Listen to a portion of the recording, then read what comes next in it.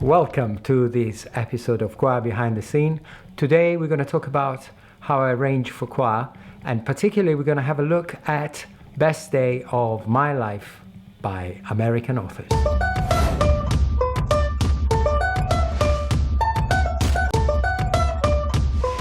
So the first question is, what is the ultimate goal of a song arrangement?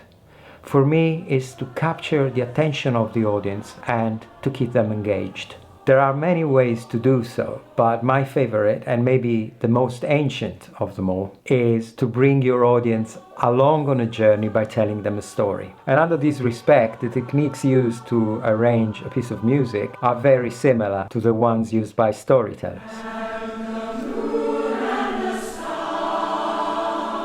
So we want to tell a story to our audience, but how are we going to do that? Let's find out with these 4 steps.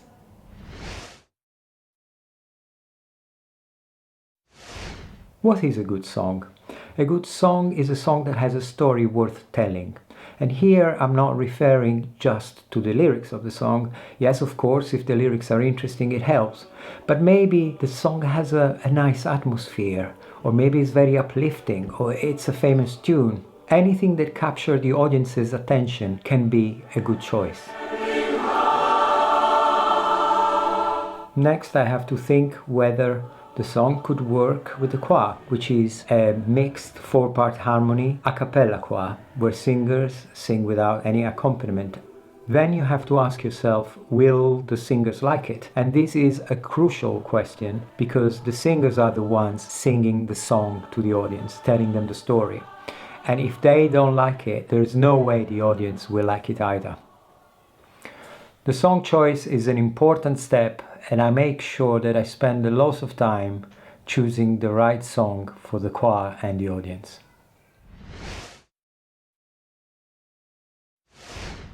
Once the song has been chosen, the fun starts. I listen to the original song over and over again, and I try to develop like an action plan, like a high-level master plan where I tackle different sections of the song. Most of the time, a lot of this will have changed when I have finished with the arrangement, but it is important nevertheless to go into the arrangement phase having some high-level ideas. I usually get a piece of paper with the lyrics of the original song and start drawing broad strokes about the arrangement. Things like, here I would like to have a crescendo, or maybe the tempo should slow down. Maybe the alto section should have the melody. Here I could try some rhythm with the bass section, but trying to avoid all the dums-dums and doo-doos that I know bass don't particularly like. Throughout this whole phase, I like to let the song stew for a little while in the back of my mind. And you go through different iterations where you have new ideas, you have to go back to the original plan and change it. And sometimes it's quite surprising how inspiration strikes. It has to be an F sharp.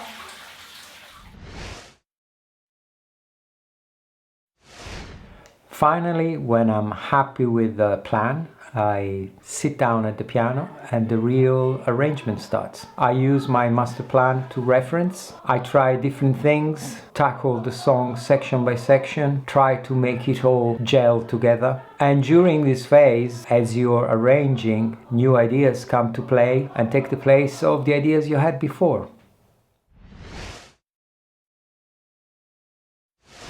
Once I have a version that I'm happy with, I start the clearing up, which basically means I go through the score, make sure everything flows, make sure the score is tight and all the kinks have been removed. I make sure the score reads well vertically but also horizontally, which means that the parts sounds well together, but also every part on its own has some juicy bits in it and that it's relatively easy to sing. Trying to avoid awkward things like, do these bars need to be written in 7/8? Does this section need to have 12 flats? And of course also, does any part sit comfortably in its own range? Are the intervals between notes difficult to pitch? Can it be rewritten? And then when I'm happy with the result, I write down the score. And once that is done, I produce the MP3s to distribute to the singers so they can practice their parts at home.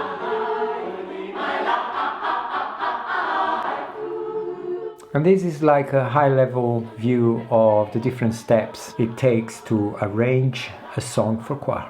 Let's have a look now at a proper example. This is the song from American Authors, Best Day of My Life.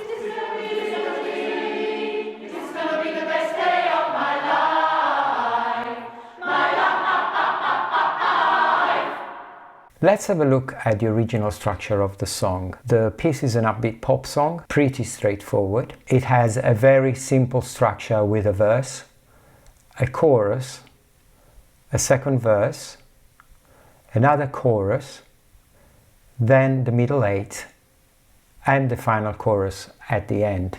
Because I want this to be an energetic song, I think I won't use tempo variations here, but I will work a lot on dynamics. I also want a big finale. We'll do the one that keeps hanging people in the balance, like an X Factor finale, where the song ends at the end of the bar, with big lighting effects and smoke. That's what makes you beautiful. Another idea is let's try and give the melody line to different sections throughout the song. This will allow everyone to have a bit of melody, which is always nice, and create like a spatial variation in the execution, where the songs comes from different point in space. I also want to experiment and have different parts of the song sang in unison by the different sections in the choir to give a bit more relevance to those parts. And what about key changes? Let me show you this. This is my key changer. Every time I think of a cheesy key change, I put a coin in here. So no, there won't be any key changes in this arrangement. Okay, so let's recap. We decided to use straight tempo, no changes in tempo. The variations will be mainly done on the dynamics, plus there'll be different patterns among the different voices.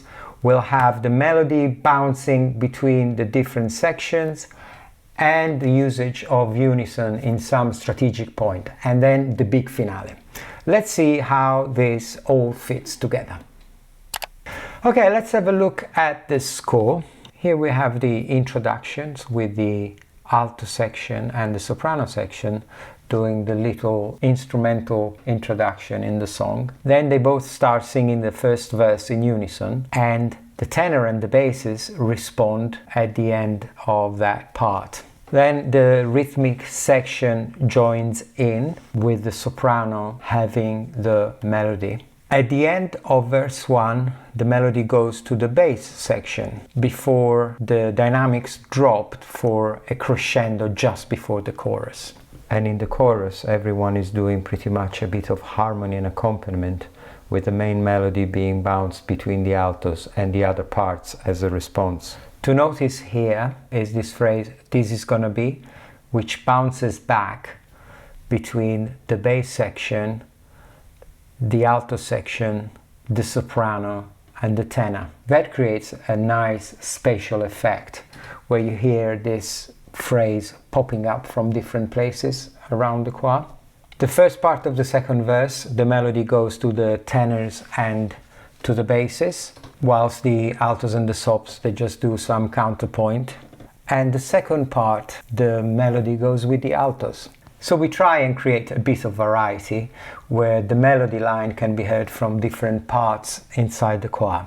Again, in preparation for the chorus, the dynamics drop all the way down, and then the chorus repeats in exactly the same way as the first time around. In the middle eight, we have this melodic line which repeats itself but jumps up in the harmonization, and I wanted to recreate like a big crescendo, and the way we've done that is to leave the basses off at the beginning of the first few bars and then having them to join in the higher part of the register so that they would increase the volume overall. Then again the chorus where everything repeats like in previous chorus. And then for the finale I just took advantage of the fact that the little phrase "this is gonna be" has a duration of 1.5 beats. So in this case is 4 semiquaver and a quaver. And I played around with that. So that allows me to have different sections to come in either on the beat or in the offbeat. So for example, here you can see that the sopranos are coming in offbeat, the altos on beat, the tenors offbeat, and the bass on beat. Whilst in this bar here, we have that every section is coming in offbeat. And at the very end of the song, every section comes in unison and finishes at the last upbeat of the last bar for this big finale effect. That's what makes you beautiful. So that's it. This is how I arrange songs for choir. If you enjoyed it, please subscribe or press the like button. And if you have any questions, leave them in the comments below.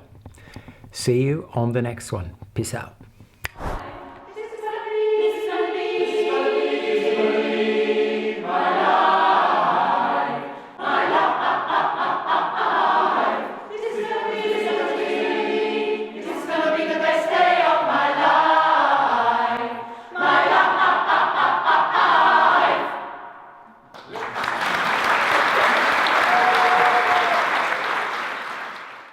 There are many ways to do so.